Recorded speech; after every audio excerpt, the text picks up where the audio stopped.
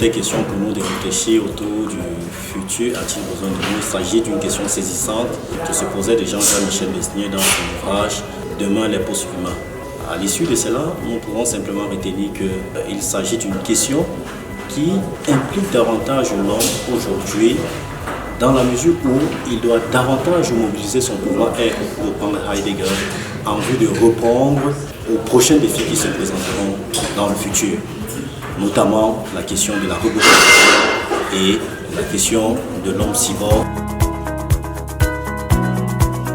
La pièce qu'on a présentée à la nuit des idées, c'est par rapport au thème. Le thème, c'est pouvoir agir. Quand on dit pouvoir agir, il fallait que les gens agissent.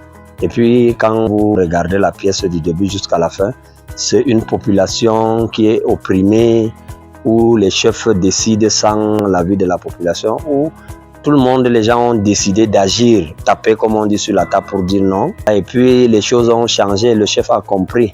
Donc, à la fin, tout le monde est d'accord, tout le monde agit dans le bon sens. Il faut dire que la lecture vivante est un exercice de l'art oratoire qui aide à améliorer la communication et l'expressivité d'une part, et d'autre part, il aide à développer la compréhension et l'analyse des textes, non sans oublier l'approfondissement de la compréhension des textes et de nous-mêmes, parce que finalement, tout texte parle de nous et parle de notre entourage. Aujourd'hui, nous avons voyagé à travers les lignes du texte dans la cour d'honneur, extrait de l'œuvre Les Sables du Sahel de l'écrivain Pascal Graoubé.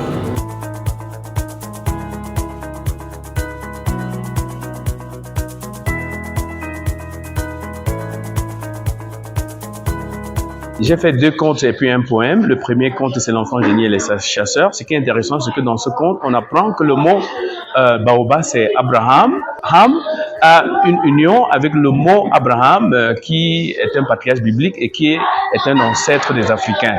Et dans le deuxième conte, c'est l'école et l'enfant. Un enfant qui essaie d'aller à l'école, mais il n'arrive pas. Mais il se débrouille quand même, un autodidacte pour être civilisé, pour être éduqué dans la vie. Et la troisième articulation, c'était le poème qui montre que nous sommes unis. Toutes les langues de la terre, nous sommes unis. Personne ne parle une langue des barbares, personne ne parle une langue des sauvages.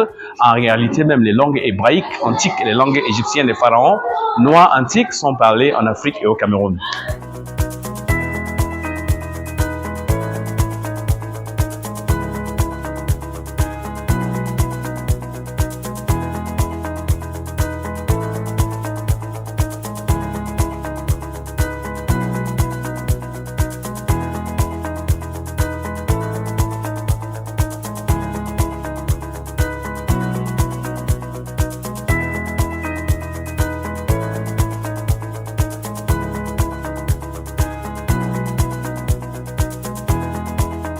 Aujourd'hui, nous avons mené une activité qui est le Strudens et nous sommes à notre 2e édition.